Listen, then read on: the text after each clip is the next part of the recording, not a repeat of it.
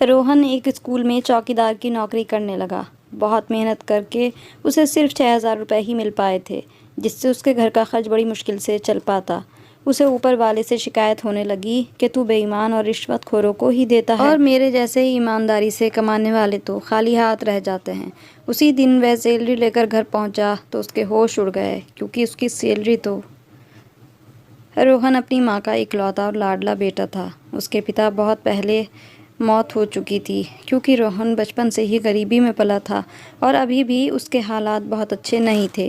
गरीब होने की वजह से ज़्यादा पढ़ा लिखा नहीं था और मजदूरी करता था, लेकिन उसमें भी परेशानी ये थी कि जहाँ भी वह नौकरी करता उसकी नौकरी ही छूट जाती, क्योंकि रोहन एक सीधा साधा और भोला लड़का था और आजकल की दुनिया में लोग झूठे और मक्कार ज़्यादा हैं। इसीलिए अक्सर उसका झगड़ा हो जाता और उसकी नौकरी छूट जाती।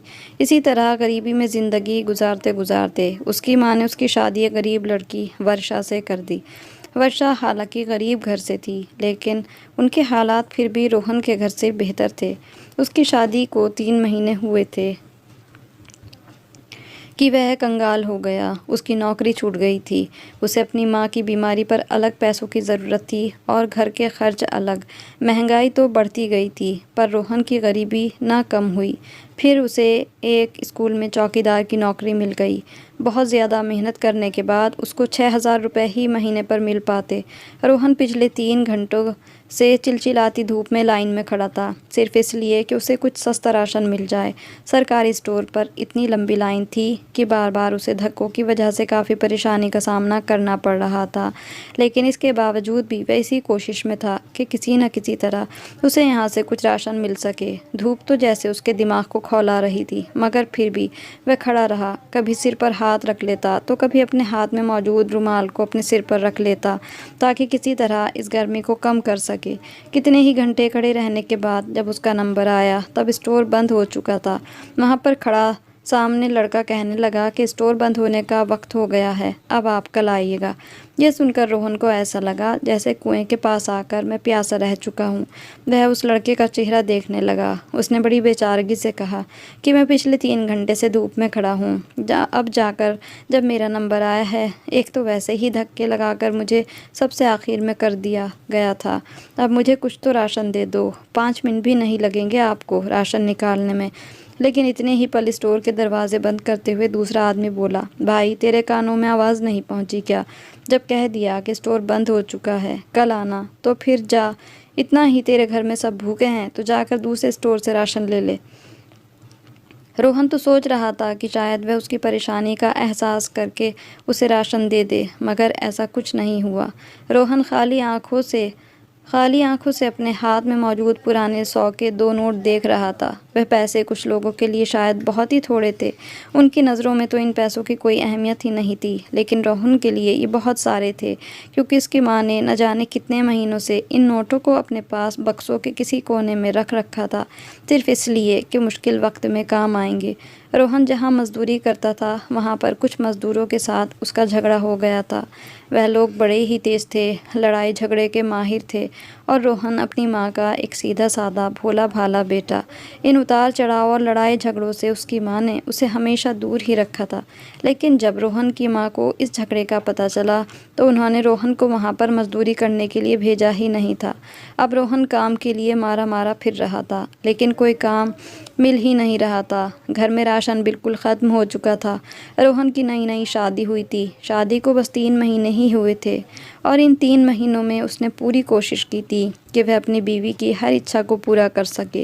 वह रोहन से ज़िद ही क्या करती थी। कभी कभार कह देती कि भुने हुए चने ला दो, या फिर भुट्टा खाने की ज़िद कर लेती। कभी कभार फूलों के गजरे मंगा लेती, और रोहन खुशी खुशी उसके लिए ये छोटी मोटी चीज़ें लेकर चला जाया करता था।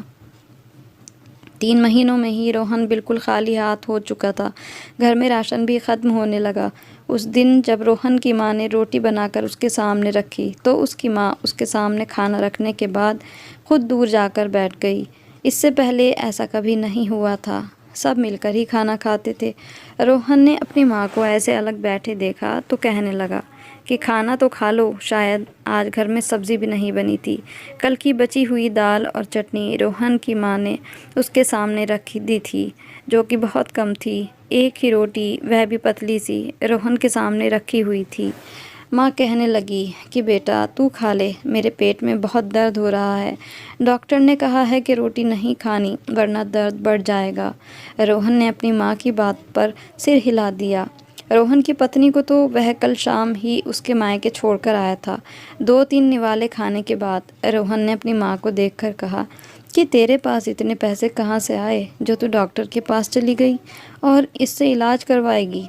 रोहन अपनी माँ का बहाना समझ चुका था। उसने कहा, चल आ मिलकर खाते हैं, आधी तू खा आधी मैं खाता हूँ। उसकी बात पर रोहन की माँ की आंखों में आंसू आ चुके थे। आंसू साफ करते हुए वह अपने बेटे के पास आकर बैठ गई। रोहन अपनी माँ को निवाले बना बनाकर उसके मुंह में देने लगा। कहने लगा कि चिंता क्यों करती हो माँ, देखना सब ठीक हो जाएगा, बस सब्र और हिम्मत से काम लो। माँ ने सुनकर सिर हिला दिया। लेकिन अगली सुबह भी रोहन को कोई काम नहीं मिल पाया और पैसे का इंतज़ाम नहीं हो पाया।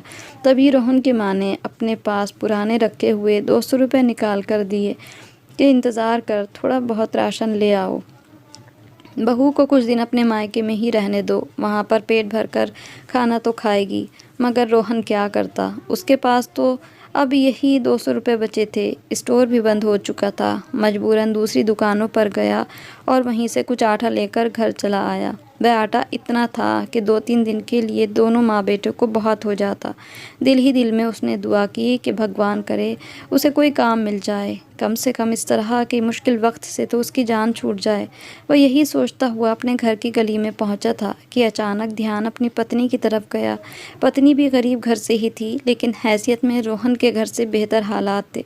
उनकी तरह कंगाल न थी, लेकिन रोहन को कहाँ पता था कि शादी के 3 महीने बाद उस पर ऐसी परेशानी आ जाएगी। चलो अच्छा था कि वह हमें रूखी रोटी खाते हुए तो नहीं देख रही थी, बल्कि कुछ दिन मायके रहकर आएगी, तब तक शायद रोहन को नौकरी मिल जाती।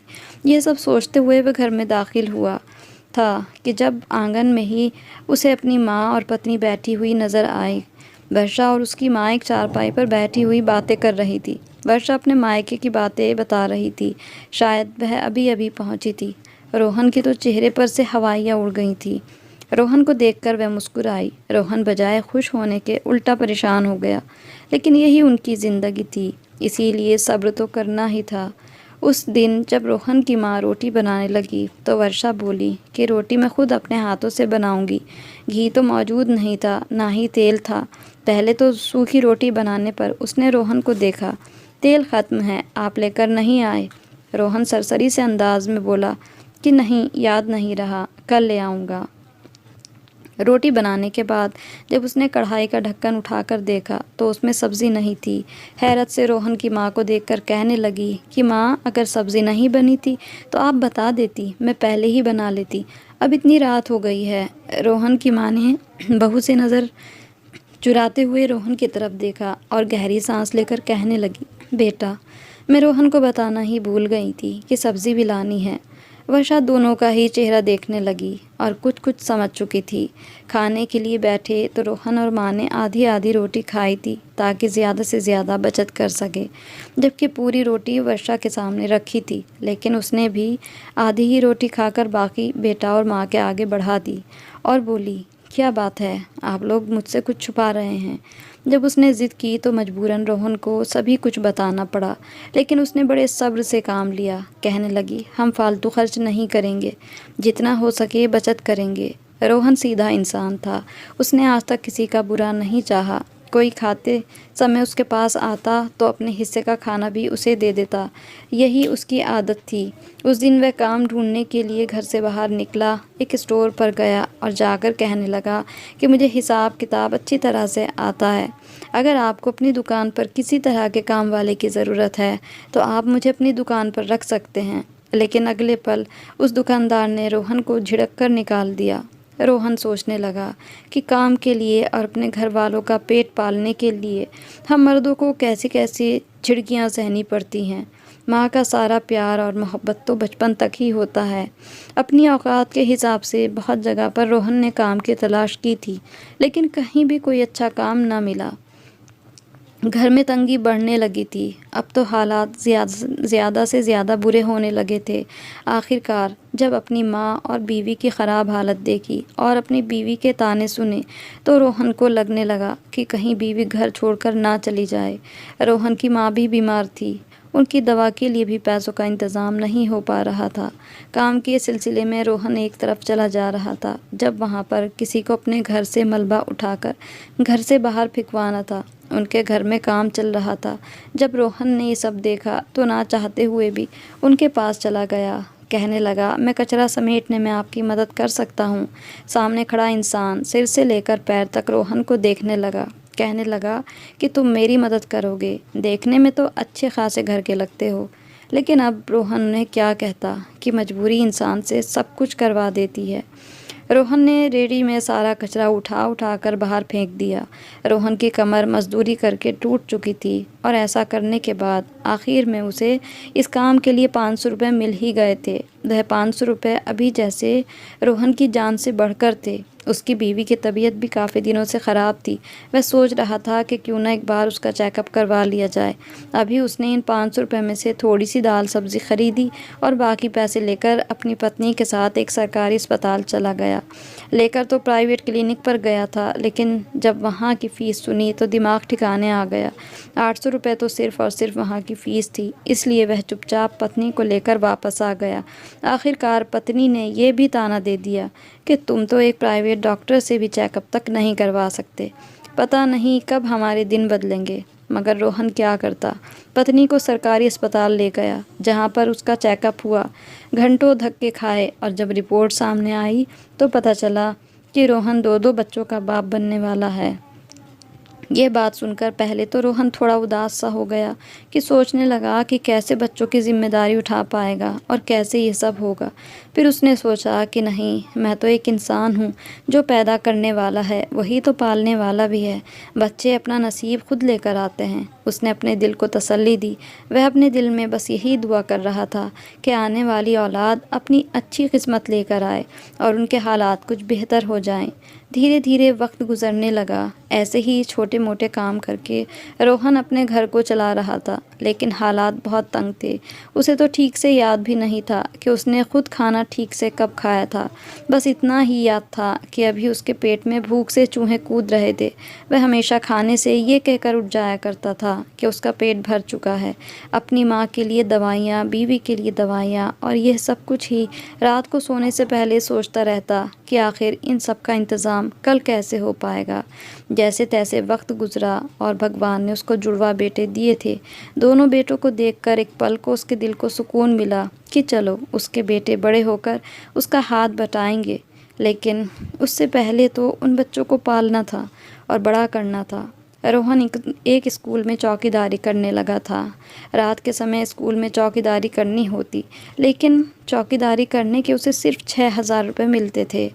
अगर यह आज से कुछ साल पहले होते तो उसके लिए बड़ी अहमियत रखते, लेकिन अब यही 6,000 रुपये उसे कम लगने लगे थे।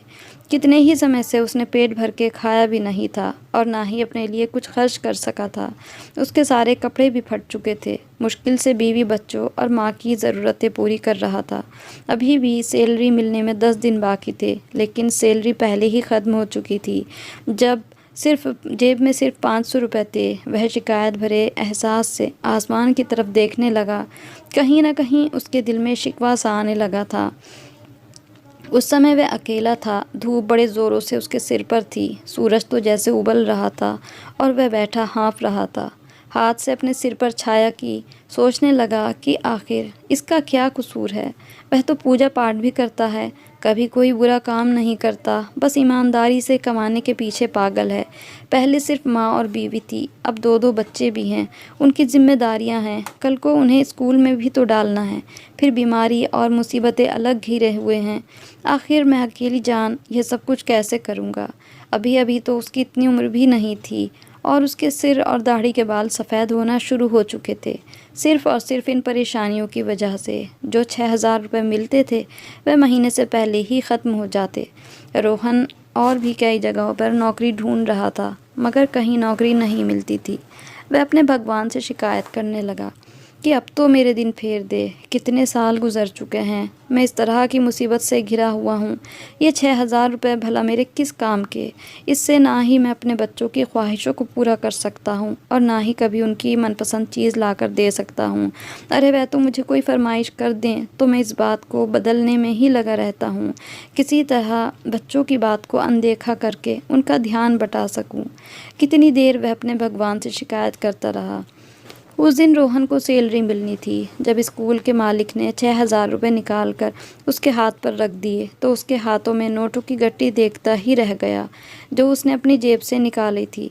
उसकी जेब में इतने ज़्यादा नोट थे कि उनमें से रोहन की सैलरी के लिए 6,000 रुपये निकालना ऐसा था जैसे दरिया में से एक बाल्टी पानी भरने के बराबर।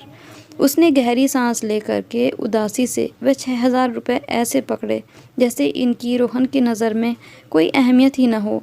इन पैसों को रोहन ने हाथ में ले लिया और फिर घर आने लगा। चलता चलता सोचों में डूबा हुआ घर आया।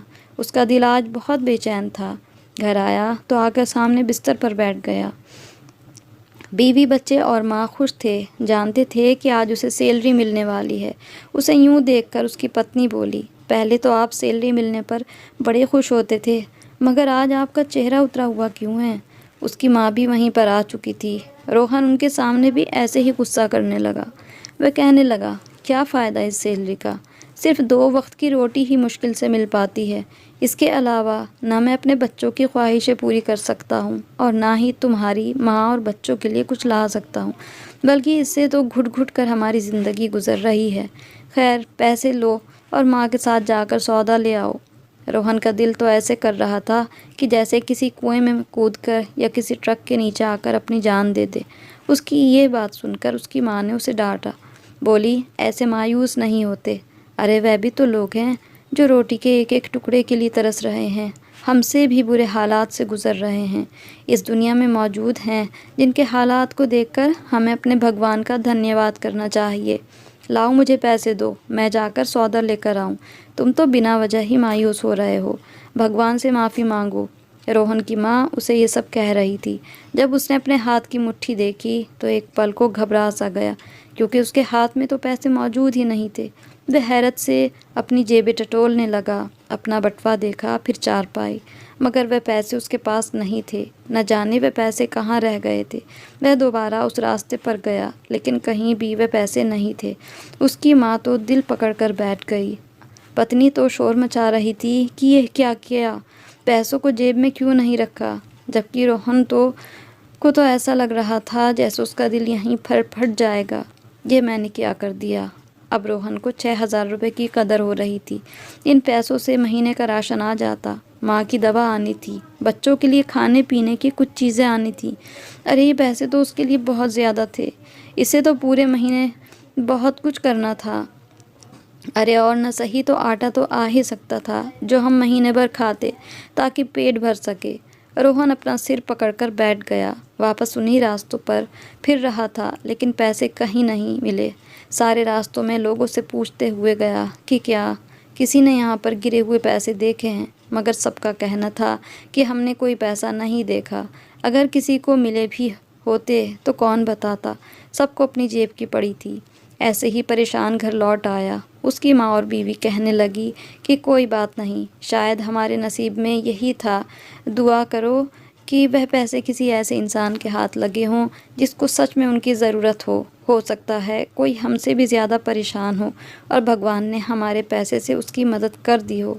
उसके लिए तो ये बात किसी से कम नहीं होगी कि कैसे रास्ते में पड़े हुए इतने ज़्यादा पैसे मिल गए। ज़रा सोचो, अगर वह कोई गरीब या कोई मज़दूर हो जिसके घर में कुछ भी खाने को ना हो, अगर उसे ये पैसे मिलें तो उसकी तो होली दिवाली मन जाएगी। आज वह हमें दुआएं दे रहा होगा, और अगर दुआ भी ना दे तो भगवान तो इसका बदला ज़रूर देगा। रोहन की पत्नी और माँ उसे हौसला दे रही थी, जबकि वह पछताए जा रहा था। उसकी माँ ठीक कह रही थी कि उसे इतनी शिकायत भगवान से नहीं करनी चाहिए थी। उसने अपने भगवान का धन्यवाद करने के बजाय शिकायत की थी। यही वजह थी कि भगवान ने उसके साथ यह किया। वह रोने लगा। उस दिन जब पूजा कर रहा था तो रो रो कर अपने भगवान से माफ़ी मांगने लगा। पूरा महीना आखिर कैसे निकलता। लेकिन अगले दिन जब वह चौकीदारी करने के बाद वापस घर लौट रहा था तो रास्ते में उसे एक काले रंग का थैला पड़ा मिला। वह थैला ऐसा था जैसे इसमें कुछ खास चीज़ हो। वह पड़ा तो कचरे के डब्बे के पास था, मगर काफ़ी सुंदर सा लग रहा था। रोहन ने आसपास देखा, वहाँ कोई भी नहीं था। उसे पहले तो रोहन ने उठा लिया। जैसे ही खोलकर देखा तो अंदर 5-5 सौ के नए नोट थे। इन पैसों को देखकर वह घबरा सा गया। पहले तो दोबारा वहीं पर रख दिया।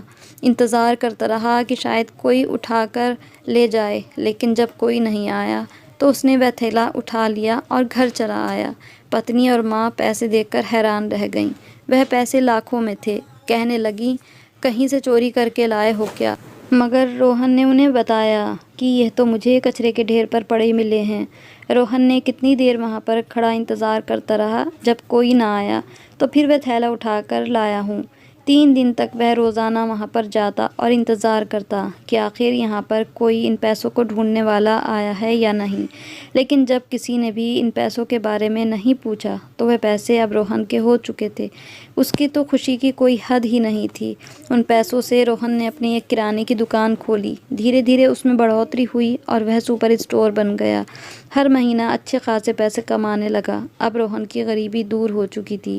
वह पैसे जो उसे थैली में मिले थे, जब इतनी रकम रोहन के पास जमा हो गई तो उसने उन पैसों को एक अनाथ आश्रम में दान कर दिया और अपने स्टोर से जो भी कोई बहुत गरीब या मज़दूर राशन लेने उसके पास आता, या तो वे बहुत सस्ते दाम पर देता था या बिल्कुल फ्री ही देता। इसी तरह उनकी ज़िंदगी की तंगदस्ती दूर हो गई और खुशहाली आ गई। दोस्तों, इस कहानी के बारे में आपकी क्या राय है? आप इस कहानी को लाइक और शेयर ज़रूर करें और साथ ही चैनल को सब्सक्राइब भी कर लें। ऐसी कहानियों के साथ फिर पेश होंगे। तब तक के लिए good bye and thanks for watching.